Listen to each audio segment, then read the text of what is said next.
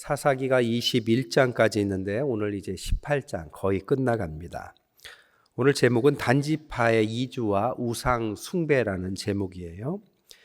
지난주에 우리가 미가 집안의 개인적인 제사장을 세우고 에봇과 드라빔을 만들어서 개인 신상, 신당, 민영, 성전을 만들었고 그것 때문에 형통할 것을 기대한 우매하면서도 위험한 선택에 대해서 배웠습니다. 근데 오늘 18장에는 이 개인의 우상 숭배가 확장이 됩니다. 단지파, 지파로까지 확장되는 내용입니다. 여러분, 바늘도둑이 소도둑 되듯이 악은 전염성이 있습니다. 악은 모양이라도 버리라고 성경이 말하는 이유는 악은 조금이라도 놔두면 누룩과 같이 퍼지고 전염되고 그것이 점점 커집니다. 오늘 그것을 전형적으로 보여주는 거죠. 개인의 우상 숭배가 지파로까지 확장이 되는 거죠. 오늘의 배경은 단지파가 하나님이 주신 산지를 정복을 못했기 때문에 결국에는 이주를 결정하고 그 찾는 과정 속에서 이 미가 집에 있었던 젊은 제사장을 어찌 말하면 스카웃해서 벌어진 일을 다루고 있습니다. 오늘 큰 주제는 뭐냐? 하나님께서 주신 언약, 약속의 땅이라는 것이 얼마나 중요하고 그것을 얻지 못한 사람들이 임의적으로 자기 뜻대로 하나님의 약속과 무관한 삶을 살면 그것이 얼마나 위험한 방향으로 흘러갈 수 있는가를 설명하고 있습니다. 1절부터 10절까지는 거할 땅을 찾는 단지파를 말해요. 1절에 보니까 그때 이스라엘의 왕이 없었고 단지파는 거주할 기업의 땅을 구하는 중이었다. 그때까지 기업을 분배받지 못하였다. 단지파는 땅을 분배받지 못한 것이 아니라 땅은 누구에게도 다 똑같이 12지파에게 분배가 됐습니다. 단지 그 분배는 그 땅의 소유권을 준 것이 아니라 땅을 정하고 이 땅이 너희 땅이다라고 비전을 준 것입니다. 민수기에 가나안 땅 들어가기도 전에 이 일이 결정이 된 거죠. 그리고 나서 각 지파별로 함께 도우면서 약속의 땅을 향해서 달려가는 거죠. 하나님의 약속이 있기 때문에 내 땅이다라는 믿음으로 그들은 땅을 정복해 갔죠. 근데 문제는 단지파가 거한 땅은 아모리 족속과 블레셋 족속이 있었다라는 겁니다. 그리고 가장 강한 토착 민족이 있었기 때문에 이 사람들은 그것을 자신의 힘으로 얻지 못했어요. 하나님의 약속이 있는 땅이었지만 그것을 결과적으로 성취하지 못합니다. 그러니까 결국에는 떠돌이 생활처럼 베냐민 지파와 에브라임 지파에 결국 이렇게 더부살이 하듯이 살고 있었습니다. 하나님께서 주신 것은 어려워도 우리 것입니다. 하나님께서 약속을 주셨다는 것은 믿음을 가지고 그것을 힘을 내어서 정복하라는 뜻이지 그것을 가지고 우린 힘드니까 못해 하면은 어떤 일이 발생하는지가 이제 이어졌죠. 왜 우리는 신앙을 전쟁이다라고 비유할까요? 영적 전쟁. 왜 신앙생활을 전쟁이라고 비유할까요? 그만큼 치열한 싸움이 있고 쉽게 얻어지지 않기 때문입니다. 그런데 단지파는 그것을 얻지 못하니까 이 사단을 시작하죠. 2절에 보니까 이제는 땅을 구하려고 약속의 땅이 아니라 그냥 땅을 찾아다니는 것. 2절에 단자손이 소라와 에스다올에서부터 그들의 가족 가운데 용맹스러운 5사람을 정탐꾼으로 보냈다. 이스라엘 사람들은 정탐꾼을 참 좋아하는 것 같아요. 5명이나 되는 아주 대표적인 용맹한 사람들을 땅을 찾도록 보냅니다. 그런데 이 사람들의 이 방식은 옳았지만 중요한 게 뭔지 아세요? 하나님의 약속과 무관해지기 시작했다라는 거예요. 하나님은 약속의 땅을 주셨습니다. 그런데 그거는 어려워요. 포기해버려요. 그리고 나서 약속과 무관하게 거주할 땅을 약속과 무관하게 찾아 나선다라는 겁니다. 이런 게 지금 위험하다라는 거예요. 신앙적으로는. 이스라엘 백성들이 가나안 땅의 입구에 들어갈 때 입구에서 정탐꾼을 대표를 뽑아서 12명을 보냈는데 10명이 반대하니까 그것에 대해서 포기하죠. 하나님의 약속의 땅인데 똑같이 단지파처럼 아유 여기는 그들은 거인이고 우리 메뚜기 같아서 우리는 그들과 상대가 될 수 없어. 약속을 무시한 행동이 40년의 방황을 만듭니다. 그것을 겪었으면서도 지금 똑같이 단지파는 그것을 또 반복하는 거죠. 그 사람들이 가는 것은 약속을 따라가야 되는데 약속과 무관하게 땅이 어디가 좋은가 가는데 여러분 요나가 하나님의 약속의 니느웨로 가지 않고 약속과 무관한 다시스로 도망을 칩니다. 다시스로 도망을 치면 하나님이 처음부터 막느냐? 그게 아니에요. 다시스에서 떠날 배가 요바에서 딱 기다리고 있습니다. 그러니까 일이 잘 돼요. 근데 이 잘 되는 것은 좋은 잘됨이 아니라 하나님의 뜻과 무관한 잘됨입니다. 형통했다고 다 좋은 게 아니라 하나님의 계획과 멀어지면 잘 되는 것이 큰 화로 돌아오죠. 오늘 똑같은 패턴을 돌아갑니다. 2절에 보니까 에브라임 산지 미가 집에 이상하게 흘러가게 된 거죠. 가보니까 3절에 미가의 집에서 레위 청년의 음성을 알아들었다. 그러니까 이 지역 사람들의 토착 언어가 있는데 이 레위 사람은 레위 지파이었기 때문에 아마 말투가 좀 달랐거나 제사장이니까 제사장이 어떤 어투를 썼나 보죠. 그래서 음성이 다르니까 너 누구냐? 어디서 왔느냐? 하고 질문을 한 거죠. 그랬더니 이 미가의 집에 있는 제사장이 설명합니다. 4절에 미가가 이러저러 해서 나를 대접하고 나를 고용해서 나를 자기의 개인 제사장으로 삼아서 여기 있다. 그랬더니 이 사람들이 제사장이니까 자기들이 지금 중요한 일에 정탐구로 가 있으니까 이 사람이 지금 어떠한 사람인지도 모르고 그에게 제사장이라는 거 하나 믿고 묻기 시작합니다. 5절에 하나님께 물어보아서 우리가 가는 길이 형통할는지 가르쳐 달라. 6절에 제사장이 평안히 가라 너희가 가는 길은 여호와 앞에 있느니라. 이 내용만 또 떼놓고 보면 다 신앙적인 얘기 같아요. 근데 뭐가 없다고요? 하나님의 약속이 없어요. 여러분 하나님의 약속이 없는 교회 가능합니다. 하나님의 약속과 무관한 신앙생활 가능합니다. 그 속에서 축복 가능합니다. 하지만 그것은 하나님의 뜻이라고 우리가 생각하면 안 된다라는 겁니다.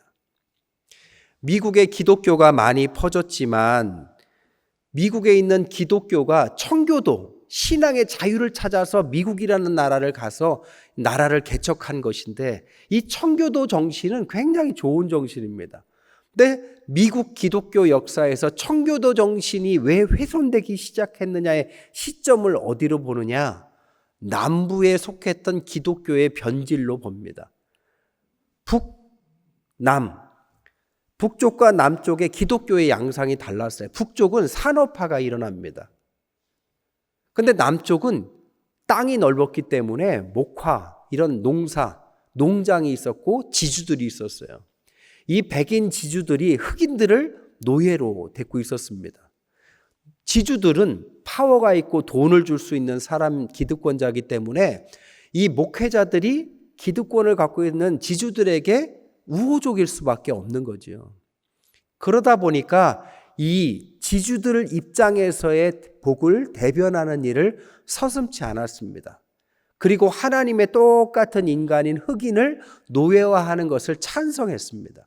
이 모든 것들은 그의 상황 가운데 나온 윤리적인 행동이었겠지만 그들은 어쩔 수 없을지 몰라도 이것은 하나님의 약속과는 멀어진 거죠. 그래서 남북전쟁이 일어나고 북쪽, 링컨을 중심으로 북쪽이 이기면서 이 모든 것들이 이제 다 결국에는 전쟁의 화마에 휩싸이게 되는 계기도 바로 이렇습니다.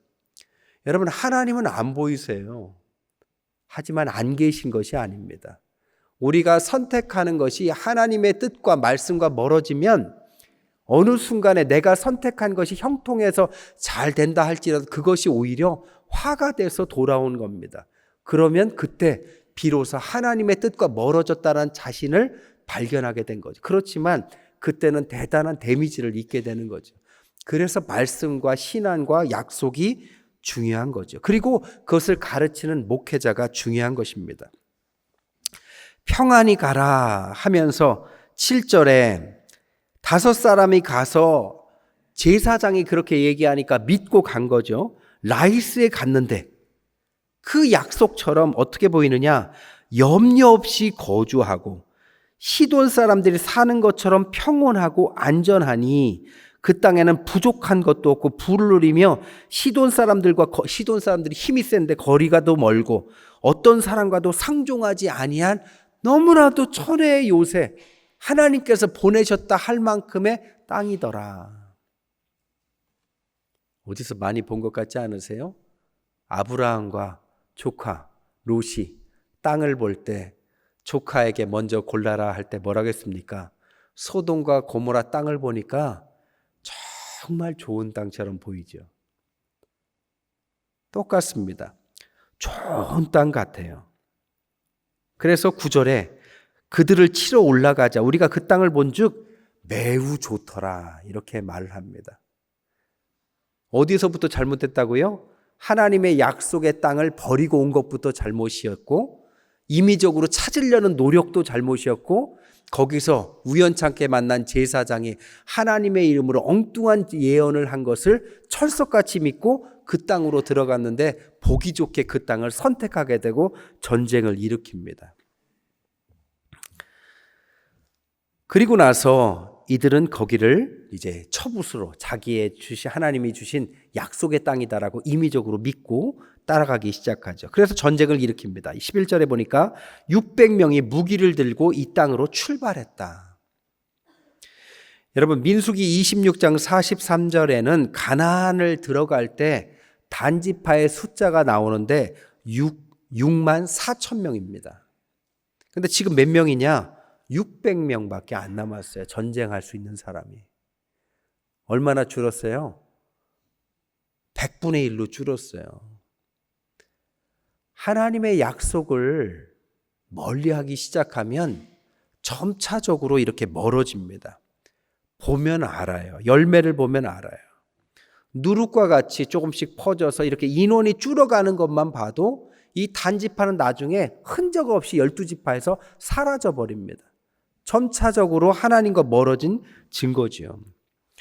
그러면서 그곳에 가서 전쟁을 하려고 하는데 먼저 14절에 라이스 땅을 정탐하러 갔던 5사람이 여기에는 미가의 집에는 제사장만 있는 것이 아니라 에봇도 있고 드라빔도 있다. 그러니까 완벽한 어떤 성전의 모양을 갖고 있는 성소가 있다. 개인 성소지만 그렇게 이야기합니다. 그러면서 너희는 마땅히 행할 것을 생각하라.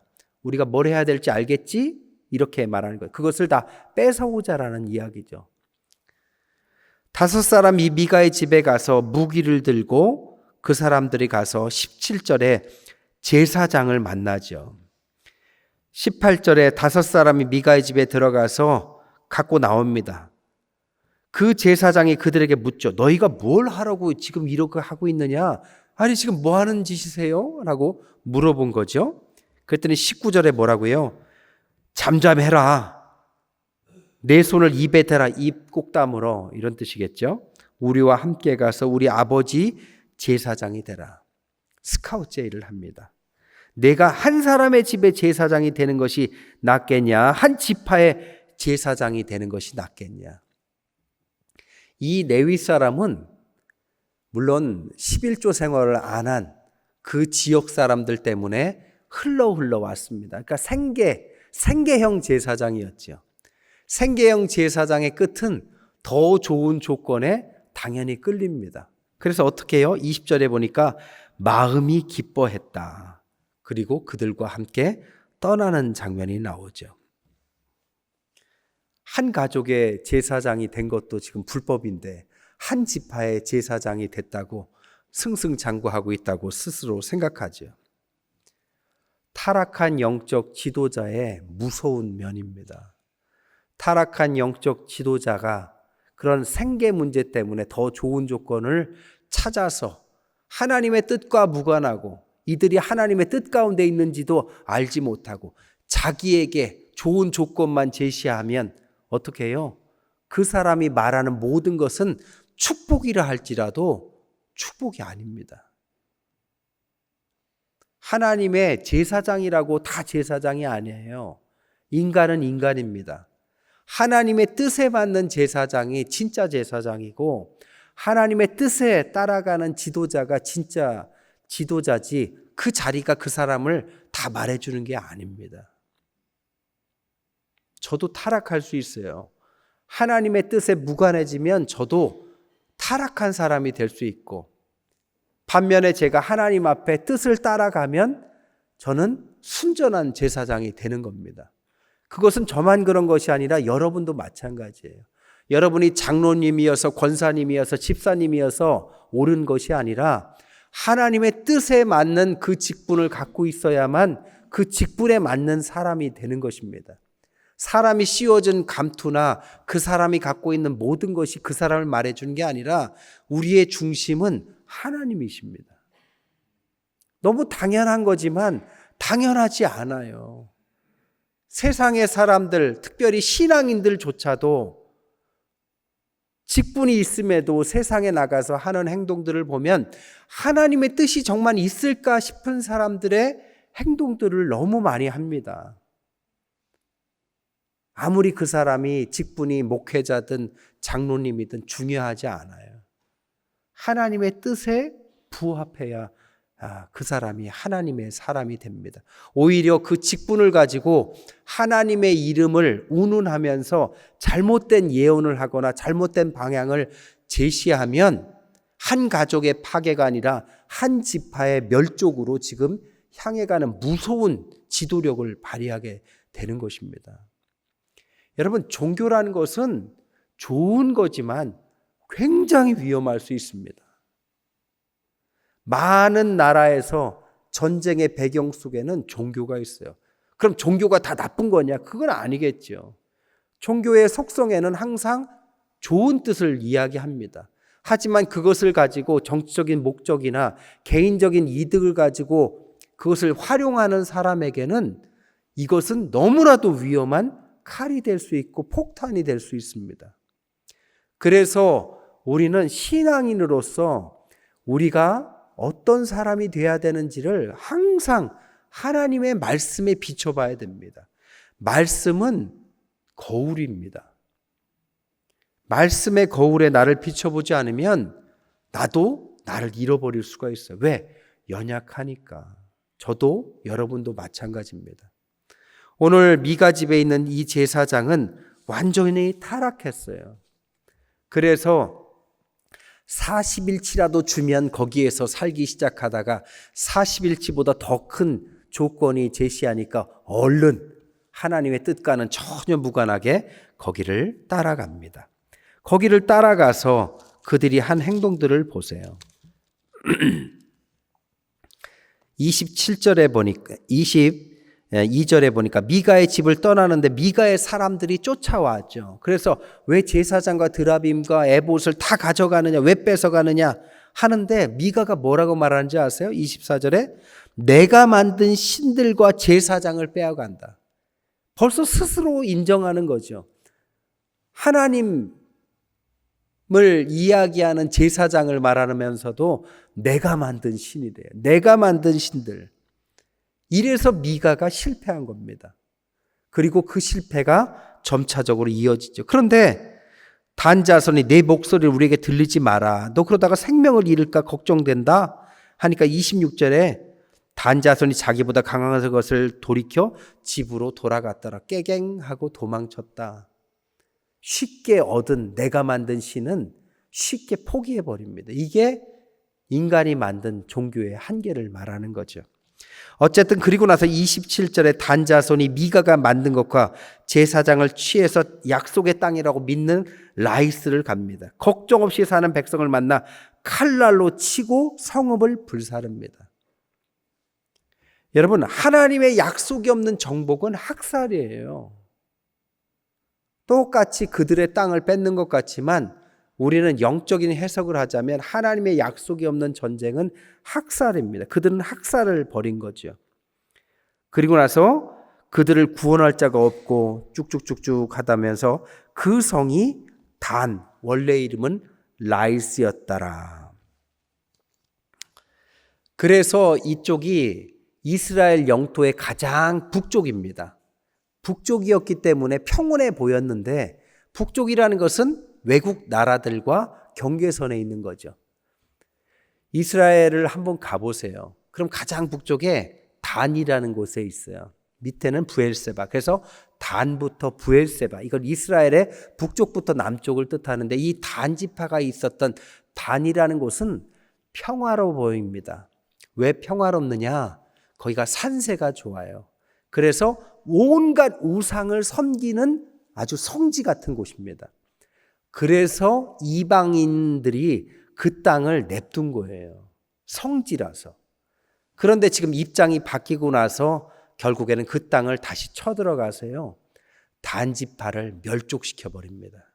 그러니까 평화로워 보였지만 소돔과 고모라처럼 평화로워 보였지만 그것은 평화로운 게 아니라 가장 무서운 땅을 이 말도 안 되는 예언을 믿고 가서 그나마 남은 사람들이 완전 멸족되는 일이 이곳에서 자행됩니다.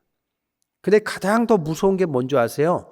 이 레위인의 이름이 나온다라는 거죠. 30절에 단 자손이 자기들을 위하여 그 새긴 신상을 세웠고 모세의 손자여 게르솜의 아들인 요나단과 그의 자손은 단 지파의 제사장이 됐다. 그럼 아까 데려왔던 제사장의 이름이 누구라고요? 모세의 손자여 게르솜의 아들인 요나단이다라고 말할 수 있었죠. 결국 이는 누구였느냐? 모세의 증손자였습니다. 사세손. 훌륭한 가문의 사람이었어요. 뼈대 있는 가문, 그 모세의 가문이었습니다. 요즘에도 심심치 않게 재벌가 3세, 4세쯤 됐다가 주가 조작이나 마약 사건에 휘말리는 일들이 있잖아요. 그럼 누가 욕먹느냐? 일대 유명한 창업주 할아버지 이름을 욕먹이죠. 4세손 요나단도 결국에는 그 모세의 좋은 배경을 더럽힌 후손이 됐습니다. 이런 좋은 조건의 가문의 스펙을 갖고 왔으면 자기가 아무리 어려워도 11제 생활로 생계가 어려웠다 할지라도 하나님 앞에서 어쨌든 하나님을 붙들고 나무 뿌리가 뽑힐 때까지 기도하면서 주님의 뜻을 따라가야 그게 뼈대 있는 가문 아닙니까? 그런데 그 좋은 가문의 모든 배경을 버리고 결국에는 생계형으로 전락하니 한 가정을 파괴시키고 한 지파를 멸족시키는 무서운 일에 앞장을 서게 된 거죠. 말씀을 정리하겠습니다. 세 가지 생각해야 될 것 같아요. 여러분, 보기 좋다고 좋은 게 아니에요. 하나님의 약속이 있느냐가 중요해요. 그래서 영적인 눈을 여러 번 얘기하는 겁니다. 항상 우리의 실수는 보기 좋다고, 쉽다고. 여러분, 하나님의 약속은 항상 어려워요. 좁은 길이에요.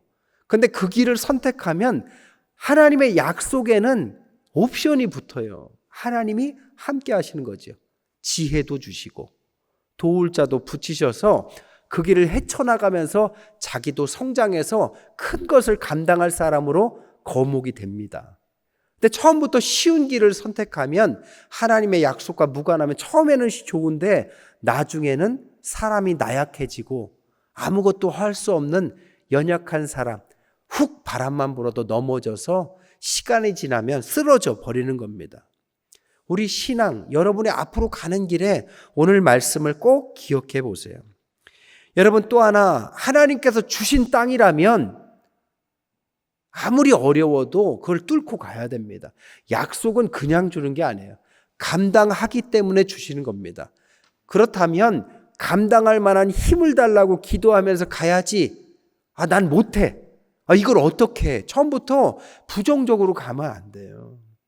사람마다 다 약속의 형태는 다릅니다. 하지만 방향은 우리가 다 각자 합해서 서로를 이루는 방향으로 하나님께서 모아주십니다. 그 일을 위해서 어렵지만 훌륭한 전사의 모습으로 앞으로 가야 되는 거죠. 뒤돌아보면 안 돼요. 남과 비교하고 저 사람은 좋은데 나는 나쁘다. 자꾸 그렇게 가지 말고 하나님께 주셨으니 이것은 내 겁니다. 갈렙처럼 이 산지를 좀 내게 주십시오. 하나님 주셨으면 내가 정령할 줄 믿습니다. 이 호연지기를 가지고 믿음을 가지고 가면 어느 순간에 하나님께서 정복하게 하십니다. 그것이 우리 믿음이 있는 사람의 길이라는 거죠. 마지막 세 번째로는 아까도 말했지만 한 명의 레위인의 선택이 얼마나 많은 사람들의 운명을 결정하는지의 중책을 말해요. 여기선 레위인이라고 말했지만 사실 사사기는 평신도 영적 지도자를 대상으로 썼다라고 볼 수 있다고 그랬어요. 여러분을 말하는 것이죠. 하나님은 아무나 부르는 것도 아니고 부르심을 받은 사람들은 아무렇게나 살면 안 됩니다. 다시요. 하나님은 아무나 부르는 것이 아니고 우리와 같이 부르심을 먼저 받은 사람들은 아무렇게나 살면 안 된다고요. 어려워도 하나님의 약속을 꼭 기억하고 하나님의 약속이 크면 클수록 우리 안에 가시밭길은 있을 겁니다. 근데 그걸 겪어야만 감당할 능력을 얻게 돼요. 그 안에 보화가 있습니다. 그 안에 축복이 담겨져 있어요. 겁먹지 마세요. 눈으로 현혹되지 마세요. 믿음의 눈으로 봐야 됩니다. 먼 미래도 보고 현재의 짧은 현실도 보고 상황과 미래를 하면서 매일매일 말씀으로 공급하며 하루의 양식으로 다짐하고 말씀은 양식이고 무장할 수 있는 무기이기도 합니다. 말씀의 검. 이 말씀으로 하나하나 오늘 하나님께서 주신 일 감당하면 내일 또 내가 감당할 힘을 또 주십니다. 이렇게 지나보면 나는 성장해 있고 큰 인물로 이렇게 노련한 인물로 변해 있는 거죠. 여러분 가벼운 인생 아니에요. 여러분의 인생에 많은 사람들이 달려 있습니다. 쉽게 놓아버리고 쉬운 길을 선택하기 시작하면 여러분뿐만이 아니라 작게는 여러분의 가족과 자녀들, 멀게는 여러분과 관계된 사람들에게도 여러분의 영향을 줄 수 있는 아주 훌륭한 부르심을 입은 사람들입니다. 우리의 정체성을 잃지 않고 주 안에서 함께 어렵지만 서로 격려하고 믿음을 가지고 함께 기도하면서 승리하시는 저와 여러분 되시기를 주님의 이름으로 간절히 축원합니다.